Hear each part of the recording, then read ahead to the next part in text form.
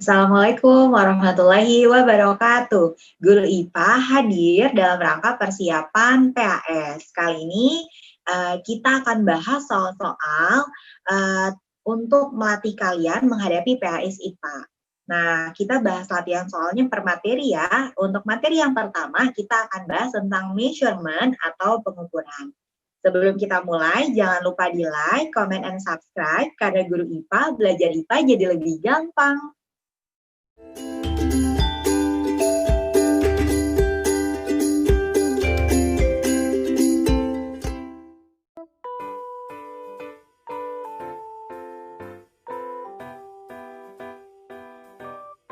Yuk kita mulai. Number 1. Naura measured the length of a table using a ruler. The result is that the length of the table is 25 centimeters. Which of this in the value? Nah, dalam measurement kita mengenal ada 3 istilah. Yang pertama adalah value. Kita tulis ya.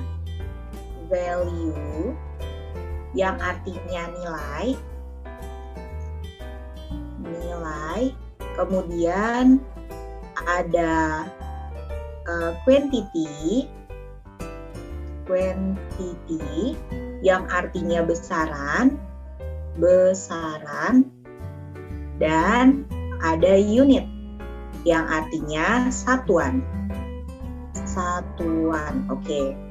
Nah, yang dimaksud dengan value itu adalah nilai atau angka. Jadi ketika nanti kalian mengukur atau sedang melakukan suatu pengukuran, maka angka yang dihasilkan dari hasil pengukuran tersebut disebut dengan nilai atau value.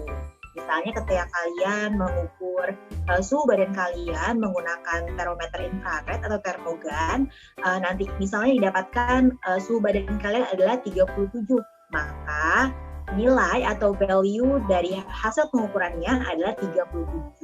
Begitu. Jadi value itu biasanya dilambangkan dengan angka-angka.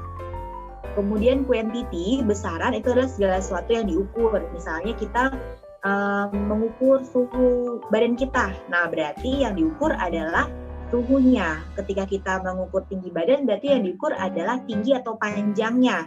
Ketika kita mengukur lamanya waktu kita berjalan, berarti kita mengukur waktunya.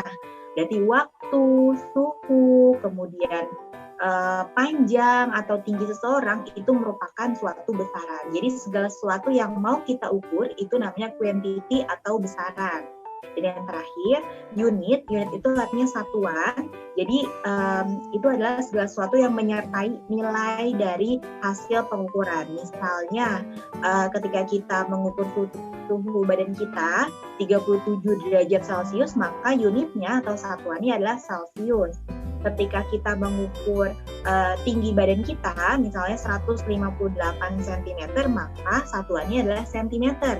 Dan ketika kita mengukur lamanya, waktu kita berjalan, misalnya dari rumah ke sekolah, lamanya adalah 30 menit, berarti satuannya adalah menit. Jadi itu 3 istilah yang ada dalam proses pengukuran atau dalam materi measurement ini.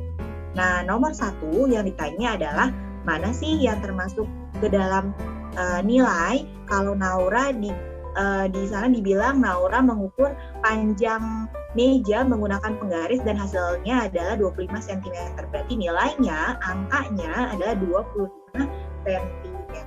Berarti di sini jawabannya adalah alpha. Kemudian nomor 2, the temperatures of brilliant's body is, jadi suhu badannya Brilliant itu 37 derajat Celcius. Which of the following is quantity? Mana sih yang termasuk ke dalam besaran? Berarti apa sih yang diukur dalam hal ini? Yang diukur adalah brilliant's body, the temperature of brilliant's body. Temperature berarti yang diukur, atau suhu itu adalah yang diukur. Berarti besarannya adalah temperature. Kalau 37-nya berarti value. Kemudian kalau derajat Celciusnya berarti unit. Begitu ya. Berikutnya kita masuk ke nomor 2. The total flight The total flight duration from Jakarta to Bali is 42 minutes. Jadi total lamanya penerbangan dari Jakarta ke Bali itu 42 menit. Which of the following is unit? Mana sih yang termasuk ke dalam satuan? Nah, satuan adalah segala sesuatu yang menyertai nilai dari besaran. Jadi kalau nilainya 42, yang menyertai nilai itu adalah menit. Berarti satuannya adalah menit. Jawabannya adalah delta. Nomor 4, the area of a football flight is, nah di sini luas dari lapangan bola itu 155 meter persegi. Nah, which of the following is quantity? Mana sih yang termasuk dalam besaran? Nah, besaran di sini adalah luas dari lapangan bola. Sedangkan untuk 155 adalah value-nya, kemudian meter persegi itu adalah satuannya. Jadi quantity atau besarannya adalah area atau luas. Mudah-mudahan paham ya. Berikutnya soal nomor 5. Look at the words below. Jadi ada beberapa macam besaran. Pertanyaannya adalah which of the above words belong to base quantities? Mana sih yang termasuk ke dalam besaran pokok? Nah, kita mengenal ada 7 besaran pokok. Ya, 7 besaran pokok itu diantaranya panjang, massa, waktu, suhu, kuat arus, intensitas cahaya, jumlah zat atau molekul. Jadi ada 7 ya. Nah, kemudian dari 7 itu diminta kalian untuk mensortir mana yang termasuk ke dalam besaran pokok. Yang pertama massa termasuk ke dalam besaran pokok, area termasuk ke dalam besaran turunan. Besaran turunan adalah besaran yang didapat dari beberapa jenis besaran pokok. Jadi beberapa jenis besaran pokok digabungin jadi satu, kemudian membentuk yang namanya besaran turunan. Misalnya kayak area luas itu kan hasil gabungan antara panjang kali lebar, di mana panjang itu merupakan besaran pokok. Jadi intinya kalau besaran turunan itu gabungan dari beberapa besaran pokok ya. Kemudian waktu termasuk besaran pokok, volume enggak, karena volume itu kan sisi kali sisi, rusuk kali rusuk, panjang kali lebar kali tinggi. Nah itu gabungan dari beberapa panjang kan, yang kita tahu panjang itu adalah besaran pokok. Jadi volume itu merupakan besaran turunan. Temperature atau suhu merupakan besaran pokok. Jadi jawabannya 1, 3, dan 5. 1, 3, dan 5 jawabannya adalah berapa?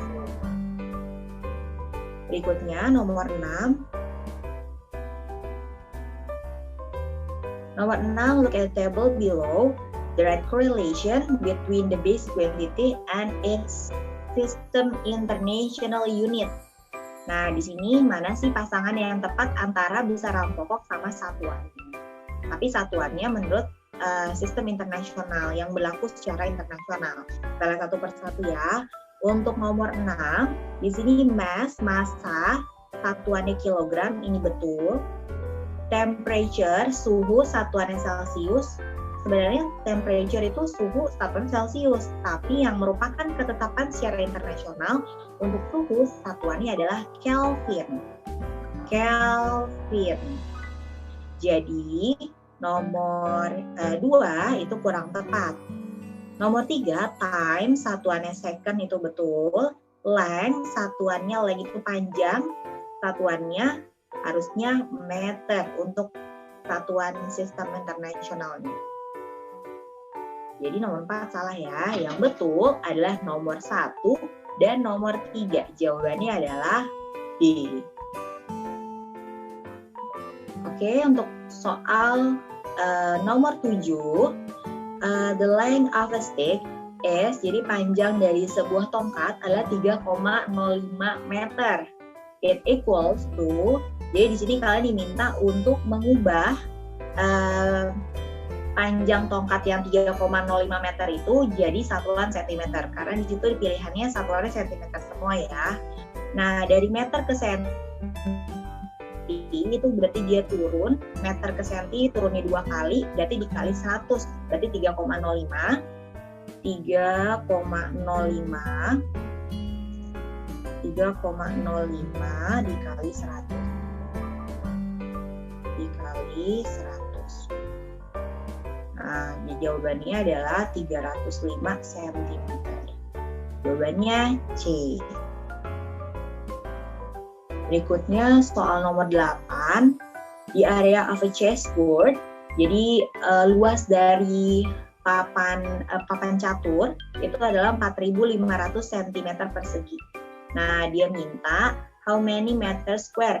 Dia minta diubah ke satuan meter persegi. Nah, dari cm ke meter berarti naik. Karena dia persegi, ada pangkat 2-nya, berarti sekalinya naik itu dibagi 100. Berarti kalau 2 kali naik dibagi 10.000. Berarti di sini 4.500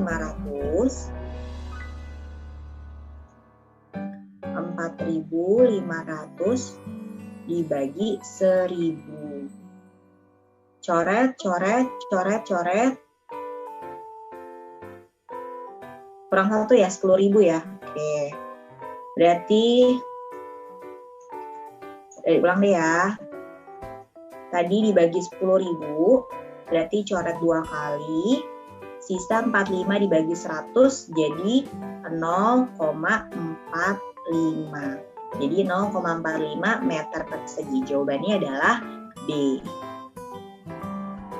Berikutnya soal nomor 9. Oke, ini tentang satuan.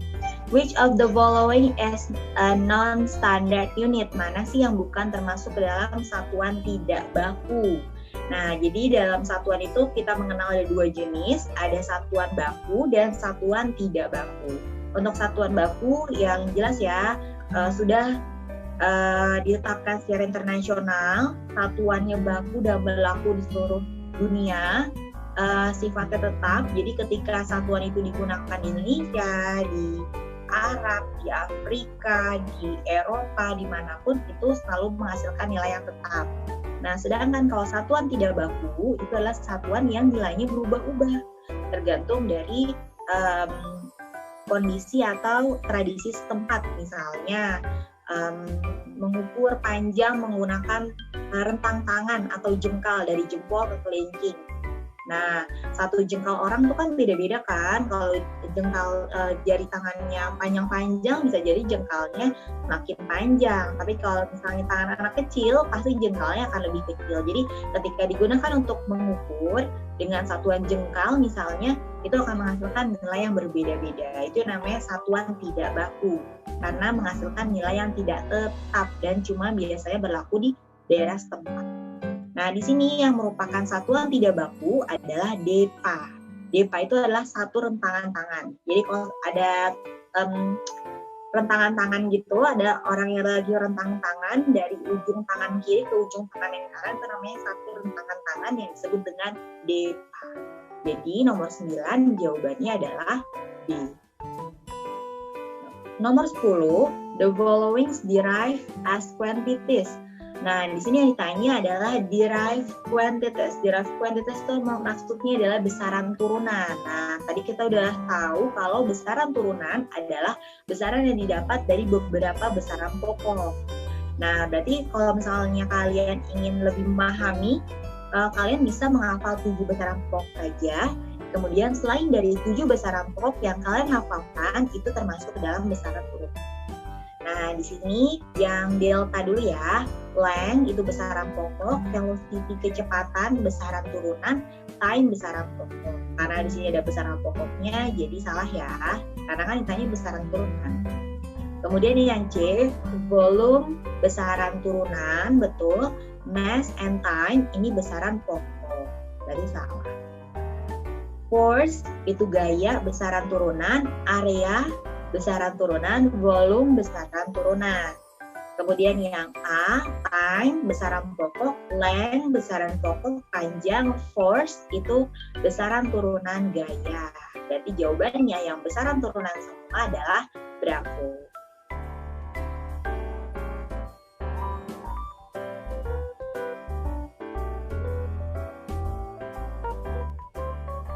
Oke, kita lanjut ya. Untuk soal nomor 11, look at the picture. Dari situ ada sebuah gelas ukur yang diisi air, kemudian di situ volume airnya 30 ml, kemudian dimasukkan batu yang bentuknya tidak beraturan, kemudian volumenya jadi naik 50 ml. Pertanyaannya adalah the volume of the stone as shown in the picture above is, nah yang ditanya adalah volume dari batu itu berapa. Caranya mudah sekali karena kita tidak punya alat ukur untuk mengukur volume dari batu yang bentuknya tidak beraturan, maka kita bisa menggunakan gelas ukur yang berisi air. Kita catat dulu volume awal dari airnya, kemudian kita catat juga volume akhir setelah batu itu dicelupkan. Nanti untuk mengukur berapa volume batunya, tinggal dikurang volume akhir 50, dikurang volume awal 30. Jadi jawabannya adalah 20 ml. Jadi volume dari batu tersebut adalah 20 ml. Jawabannya adalah B. Soal nomor 12. Look at the table below. Di situ ada besaran quantities, ada unit satuannya, dan juga measuring instrument. Nah, kira-kira nomor berapa nih yang punya hubungan yang tepat antara ketiga itu? Nah, kita cek satu persatu ya. Nomor 1 length, panjang satuannya meter, satuan internasionalnya meter, betul. Measuring instrumentnya kita bisa menggunakan mistar atau penggaris, ruler. Kemudian nomor 2, mass, unitnya gram, ini salah ya, harusnya satuannya adalah kilogram. Kemudian instrumennya neraca, betul, neraca atau balance atau timbangan. Kemudian nomor 3, time, satuannya menit, salah karena satuannya harusnya second. Alat ukurnya stopwatch, betul. Nomor 4, temperature, suhu, satuannya Kelvin, betul. Instrumennya adalah termometer. Berarti yang paling tepat adalah nomor 1 dan 4. Jawabannya adalah Bravo. Soal berikutnya nomor 13. Area is derived from the base quantities of, jadi area atau luas itu merupakan besaran turunan yang didapat dari besaran pokok. Ya, luas itu adalah besaran turunan yang didapat dari besaran pokok panjang, hasil perkalian antara panjang kali lebar. Yang kita tahu lebar itu hanya penyebutannya saja ya, tapi yang diukur adalah panjang-panjangnya juga gitu. Jadi jawabannya adalah D. Nomor 14, look at the picture. Nah, ini ada sebuah alat. We can use this instrument to measure. Ini adalah alat yang digunakan untuk mengukur ketebalan dari suatu benda. Biasanya ketebalan benda yang amat sangat tipis banget tebalnya. Jadi kayak lembaran kertas, tebalnya daun, itu bisa diukur dengan menggunakan alat ini. Namanya micrometer screw atau micrometer screw.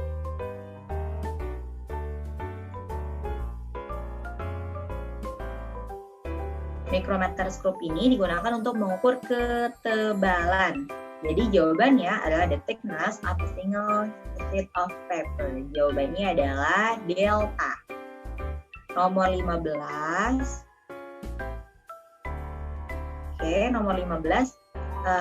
Look at the picture. Di situ ada penggaris, ada mistar, ada ruler, kemudian ada pita. Nah, pitanya adalah berapa panjang pitanya. Gampang banget ya, pasti semuanya udah pada bisa mengukur pakai penggaris. Kita bisa lihat di sini 0, kemudian hasil akhirnya adalah 2, di sini 2, 2,1, 2,2, 2,3. Jadi jawabannya adalah C.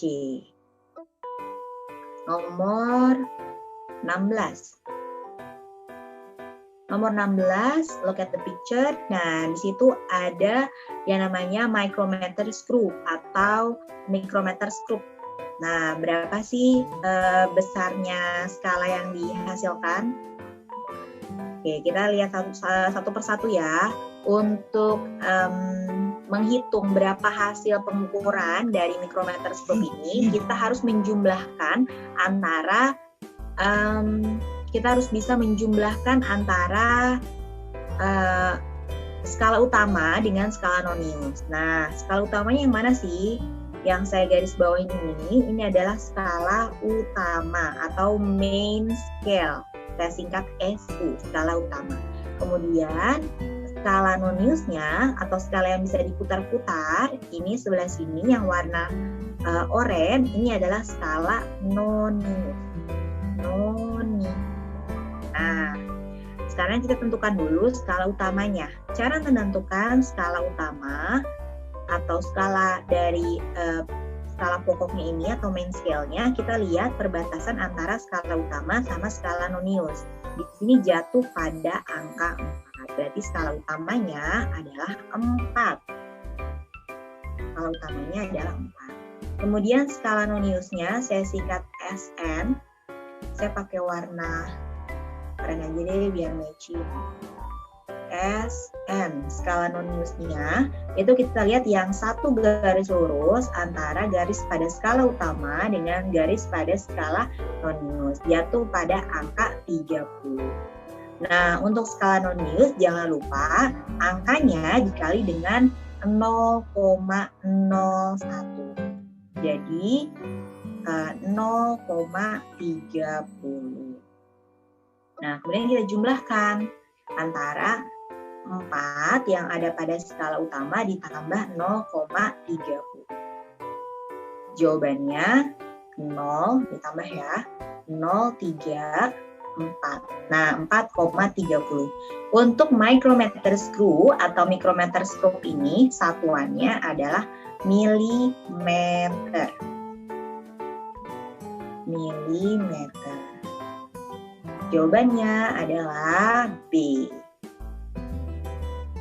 Lanjut ya, kita latihan lagi di soal berikutnya, masih tentang pengukuran mikrometer screw.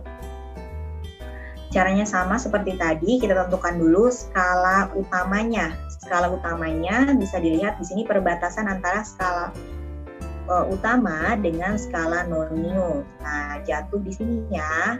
Di sini ada 0, 0,51, 1,52, 2,53, 3,5. Berarti skala utamanya 3,5. Kemudian skala noniusnya, yang satu garis lurus antara skala utama dan skala nonius jatuh di angka 25. Jangan lupa untuk skala nonius wajib dikali dengan 0,01. Jadi jawabannya 0,25. Hasilnya 0,25. Kemudian kita jumlahkan skala utama dengan skala nonius 3,5. Ketika menjumlahkan bilangan desimal, koma yang ada di atas dan di bawah harus sejajar ya. Ditambah 0,25. Tambah 5 tambah 2, 7. Komanya diturunkan. 3 tambah 0, 3. 3,75. Satuannya milimeter karena mikrometer screw. Jawabannya adalah B. Nomor berikutnya, nomor 18. Masih tentang hasil pengukuran, tapi ini adalah vernier caliper. Jadi vernier caliper itu adalah jangka sorong. Jangka sorongnya digunakan untuk mengukur diameter dalam atau diameter luar suatu benda gitu. Jadi kalau misalnya ada cincin itu bisa diukur diameter dalam ataupun diameter luarnya menggunakan jangka sorong. Caranya sama, pakai skala utama, ada skala utamanya dan ada skala noniusnya. Yang mana skala utamanya? Untuk jangka sorong yang bagian atas ini adalah skala utamanya. Sedangkan yang di bawah ini adalah skala noniusnya. SM. Nah, sekarang kita tentukan skala utamanya ya. Cara menentukan skala utama untuk jangka sorong ini, kita bisa lihat di sebelah kiri angka 0 pada skala nonius. Jika ada 0 nih. Nah, di sebelah kirinya itu yang di sebelah kirinya itu mengacu pada skala apa yang terdekat dari 0 itu. Di sini ada 2, 2,1, 2,2. Berarti yang paling dekat dengan 0 adalah 2,2 untuk skala utamanya. Jadi ingatnya untuk skala utama patokannya adalah 0, angka 0 yang ada pada skala nonius, sebelah kirinya ya. Kemudian untuk skala noniusnya, berarti yang di bawahnya ya, yang skala noniusnya kita lihat yang satu garis lurus antara skala utama dengan skala nonius. Kalau ini nggak satu garis lurus ya, bawahnya agak lurus, agak bengkok, agak kanan. Nah, yang ini lurus banget nih, berarti yang pertama kali garis yang ditemukan lurus itulah yang merupakan skala noniusnya. Dibacanya dari bawah, 0, 1, 2. Berarti skala noniusnya di sini 2. Nah, masih sama seperti mikrometer stroke, pada skala noniusnya harus dikali dengan 0,01. 0,01. Jadi 0,02. Nah, kita jumlahkan antara skala utama dengan skala noniusnya. Skala utamanya 2,2, skala noniusnya 0,02. Dijumlahkan 2,2. Nah, untuk jangka sorong di sini udah dikasih clue nih. Satuannya adalah sentimeter. Jawabannya adalah delta. Selanjutnya nomor 19. Nah, sekarang kita beralih ke pengukuran triple beam balance. Ini adalah neraca 3 lengan. Neraca 3 lengan ini disebut 3 lengan karena dia ada 3 skala atau ada 3 lengan. Lengan yang pertama paling atas ini, lengan yang pertama dia rentangnya 0 sampai biasanya 500 gram. Kemudian lengan yang kedua itu rentangnya antara 0 sampai 40 gram atau 50 gram biasanya, atau mungkin 100 gram juga ada, tergantung timbangannya juga ya. Kemudian di sini ada 0 sampai 4 gram, bisa ada 5 gram atau 10 gram. Biasanya sih 10 gram ya, yang ada di laboratorium pada umumnya adalah 10 gram. Jadi yang pertama 0 sampai 1000 gram, 0 sampai 10 gram, yang ketiga 0 sampai 100 gram, yang kedua, yang ketiga 0 sampai 10 gram. Nah, di sini kalian cuma diminta menjumlahkan hasil pengukuran lengan pertama, kedua, dan ketiga. Dari lengan pertama diperoleh 100 gram, kita tulis di sini 100. Kemudian lengan kedua 40, kita tulis di sini 40, dan yang terakhir 2. Nah, kita jumlahkan ya.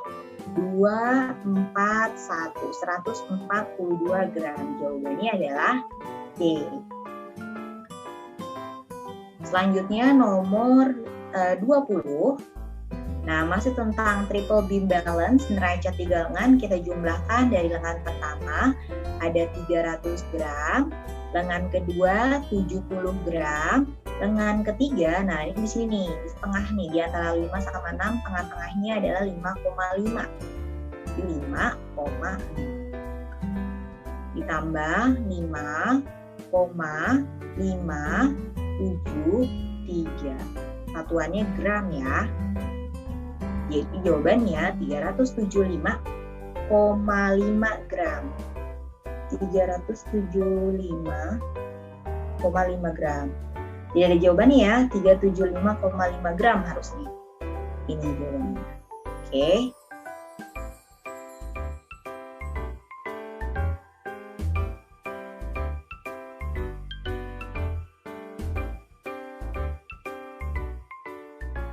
Berikutnya, nomor 21, kembali ke vernier caliper atau jangka sorong. Di sini, the object has a diameter of, hasil dari pengukurannya seperti biasa kita tentukan dulu skala utamanya. S2 sama dengan skala utamanya di sebelah kiri angka 0. Pas banget nih, dia hampir berdempetan ya dengan angka 0.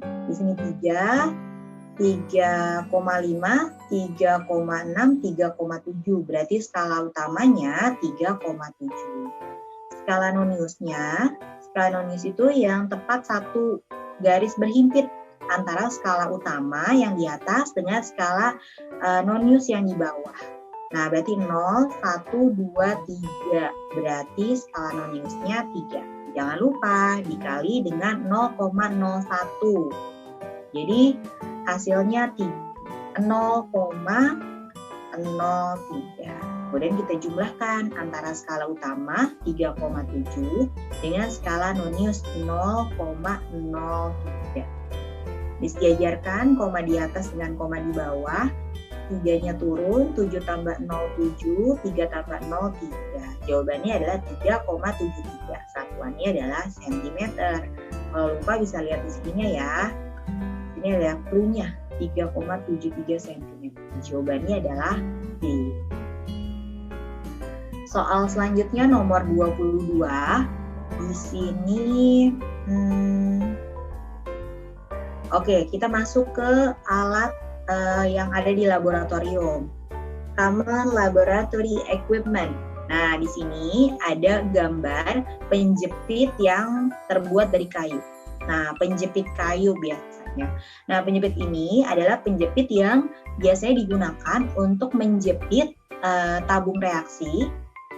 Tabung reaksi tahu ya, yang bentuknya tabung panjang, yang ketika tabung reaksi ini panas, maka atau sedang dipanaskan di atas bunsen, maka kita perlu alat untuk meganginnya supaya nggak kepanasan kan, karena kalau langsung pegang di badannya kan langsung panas tuh. Nah, gimana caranya supaya nggak panas? Kita jepit pakai yang namanya penjepit tabung reaksi, namanya test tube holder. Fungsinya adalah to hold test tube, untuk memegang atau ya untuk menjaga si test tube itu sewaktu dipanaskan. Jadi jawabannya adalah C. Nomor 23. Nah, masih tentang alat yang ada di laboratorium. Di sini nama alatnya adalah, oke, ini jangan bilang cobek, jangan bilang ulekan ya. Ini adalah mortar and pestle. Mortar itu mangkoknya, pestle itu tumbukannya nih, alunya. Jadi kalau bahasa Indonesia namanya lumpang dan alu. Lumpangnya itu mangkoknya, alunya itu tumbukannya. Nah, ini digunakan untuk menghancurkan suatu bahan yang mau digunakan dalam penelitian. Misalnya mau uji kandungan makanan, kita mau ngecek apakah nasi itu benar mengandung karbohidrat, maka nasinya harus kita haluskan dulu dengan cara dihancurkan atau dihaluskan dengan lumpang dan alu ini atau mortar and pestle. Jadi jawabannya adalah alfa. Nomor 24. Masih tentang alat yang ada di lab. Di sini ada nama dan fungsinya. Hubungan yang tepat antara nama dan fungsi adalah, oke, kita lihat satu persatu ya. Nomor 1, test tube to titration, salah. Test tube itu harusnya untuk mereaksikan suatu zat dalam jumlah yang sedikit. Nah, itu test tube. Berarti nomor 1 kurang tepat. Nomor 2, Petri dish. Petri dish itu fungsinya adalah untuk mengembangbiakan bakteri atau sel yang mau digunakan atau mau diteliti. Nah, Petri dish, the function is to culture cell. Ini betul, untuk mengembangbiakan sel atau bakteri. Nomor 3, Erlenmeyer.